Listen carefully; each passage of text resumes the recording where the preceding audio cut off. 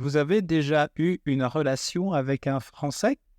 Séducteur, charmeur? Avant de rencontrer une personne, on a toujours des idées préconçues, non?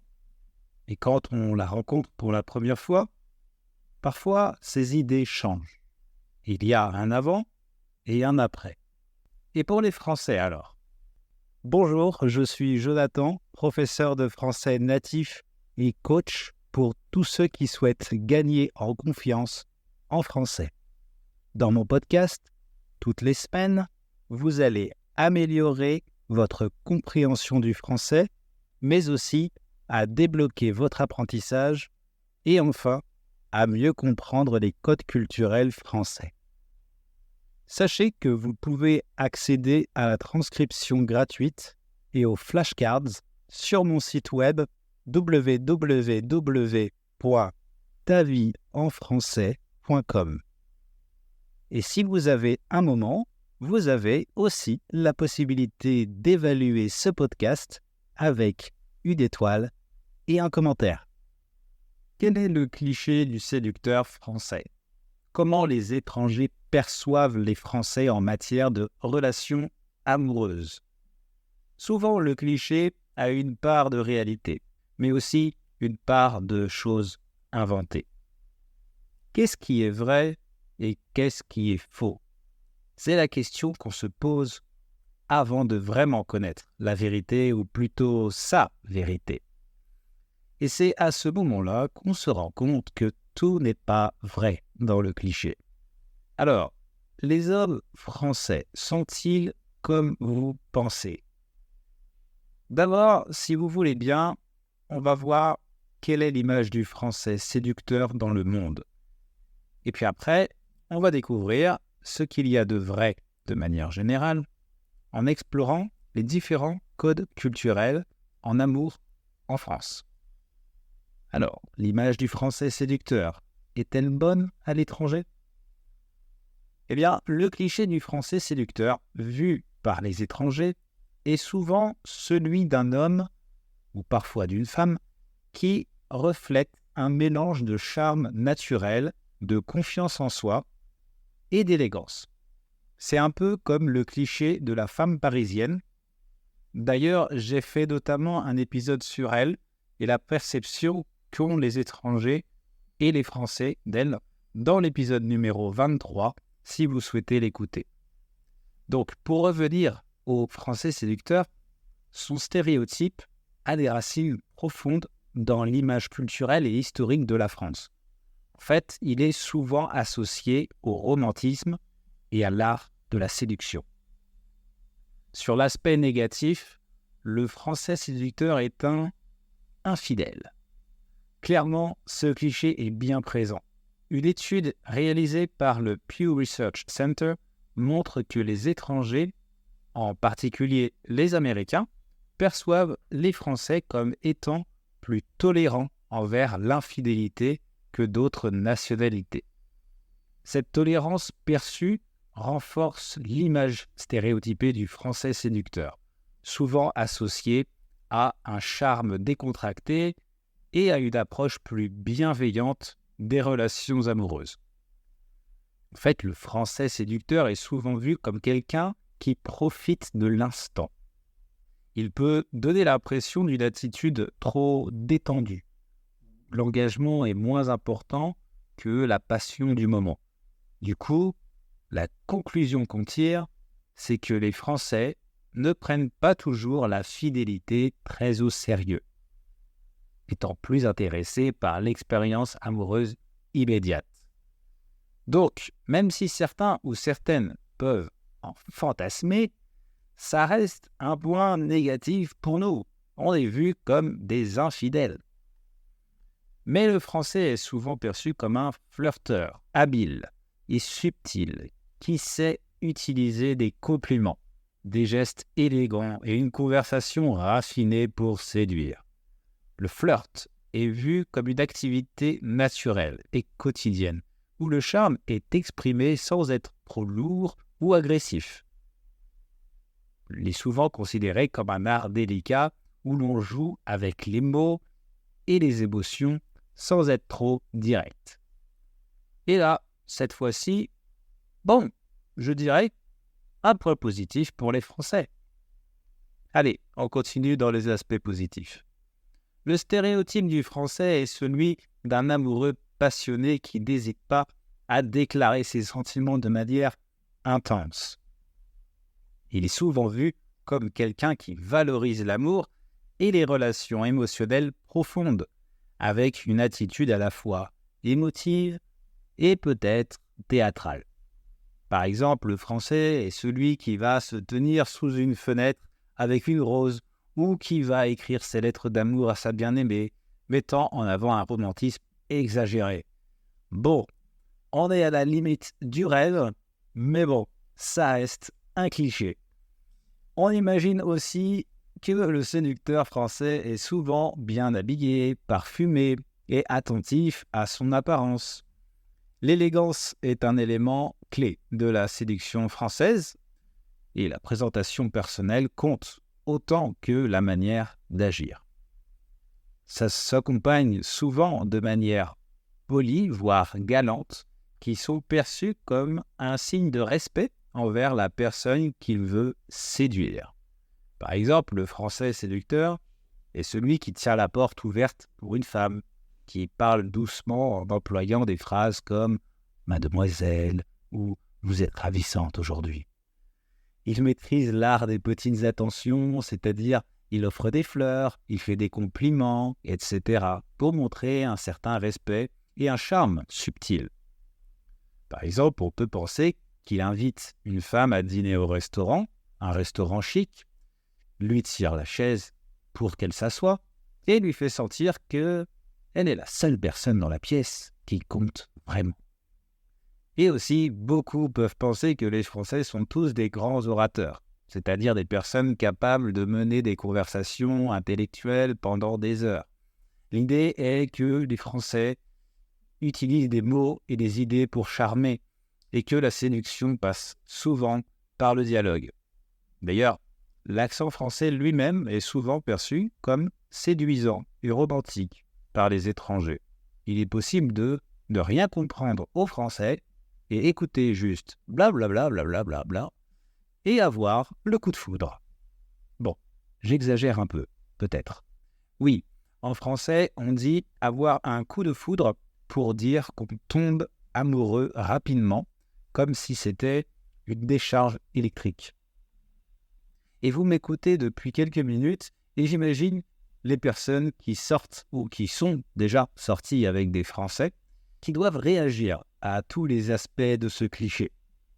Parce que la question est, tout ce que je vous raconte sur le Français séducteur depuis quelques minutes, c'est vrai ? Pas sûr. Bien sûr, la réponse est subjective. Et il faudrait comprendre au cas par cas pour se rendre compte vraiment de la réalité. Cependant, il y a des normes et des codes culturels qui sont très marqués en France dans les relations amoureuses. Alors, quels sont les codes culturels en amour en France ? Eh bien d'abord, l'approche est plus détendue vis-à-vis de l'engagement. En France, les relations amoureuses peuvent être vécues de manière moins formelle au départ. Les couples peuvent se former sans la nécessité d'annoncer officiellement leur statut de manière immédiate. Et la cohabitation avant le mariage est largement acceptée et fréquente. Le mariage n'est pas toujours vu comme une étape obligatoire dans une relation amoureuse. Du coup, on peut penser que beaucoup de Français recherchent des histoires d'un soir au lieu de se mettre en couple. Et je pense que oui, il y a plus de liberté en France à affirmer avoir une aventure que dans d'autres pays du monde. En français, on dit avoir une aventure pour dire qu'on va sortir avec une personne juste un soir. Mais je pense que les Français valorisent l'indépendance en général. Et même dans les relations, il y a souvent un respect pour l'espace personnel et les activités individuelles. En fait, les couples peuvent passer du temps séparément sans que cela ne soit perçu comme un manque d'affection ou de lien.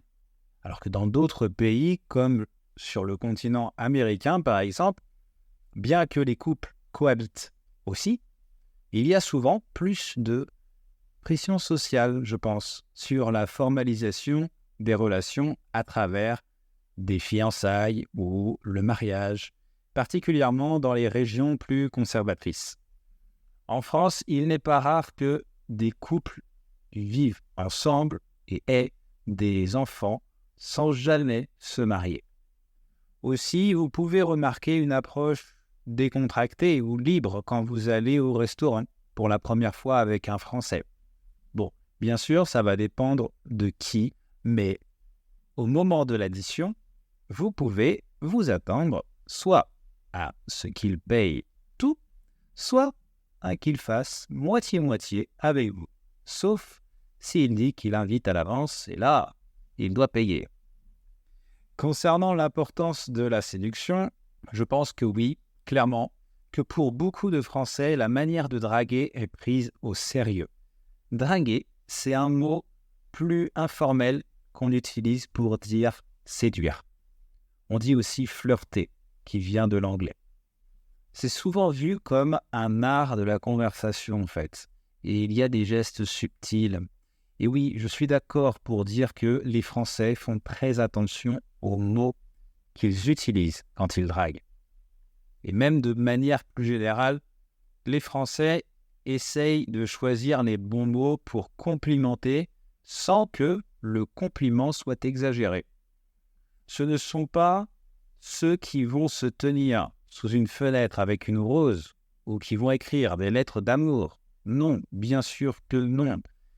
Mais en France, l'amour est souvent vu comme une affaire de cœur, d'intensité et d'émotion. Et les Français n'hésitent pas à exprimer cette passion dans les gestes et les mots. Il faut faire attention. Par exemple, avec les verbes adorer et aimer. Normalement, adorer est plus fort que aimer. C'est vrai si vous parlez de nourriture, mais en amour, c'est l'inverse.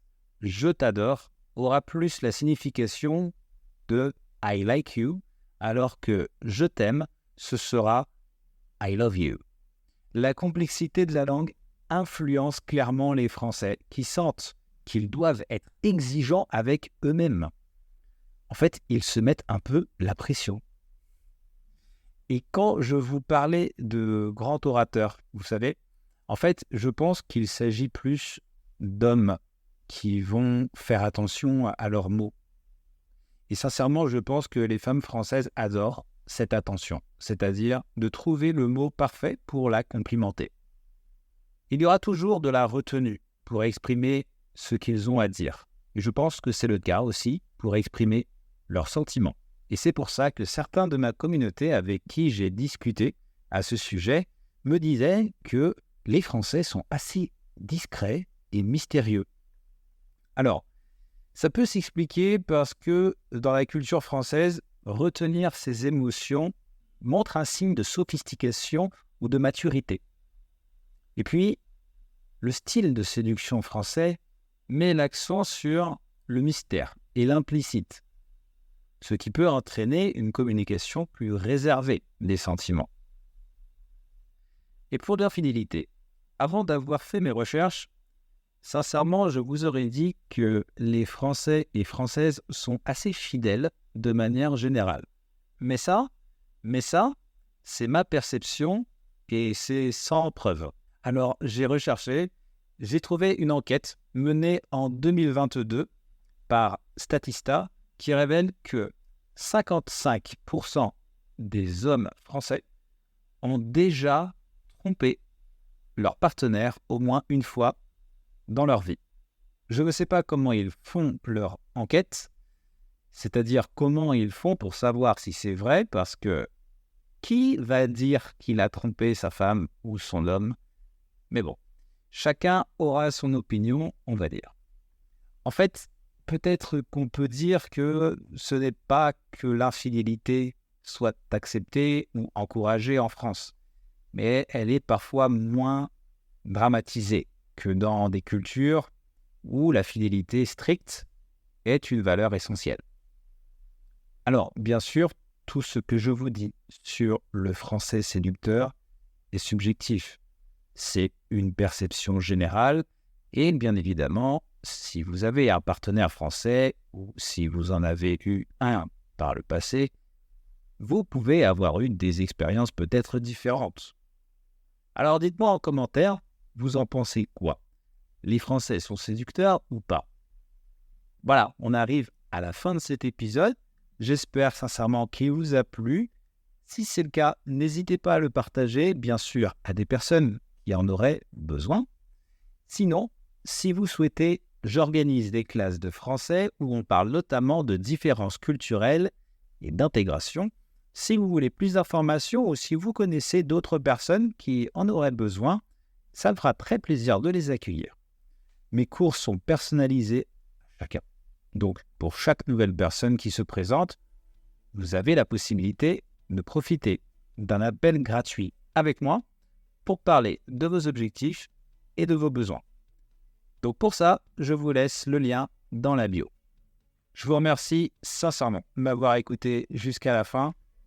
Et comme d'habitude, pour terminer, je vous donne une expression idiomatique française, cette fois-ci sur l'amour. Loin des yeux, près du cœur. À la semaine prochaine les amis. Ciao.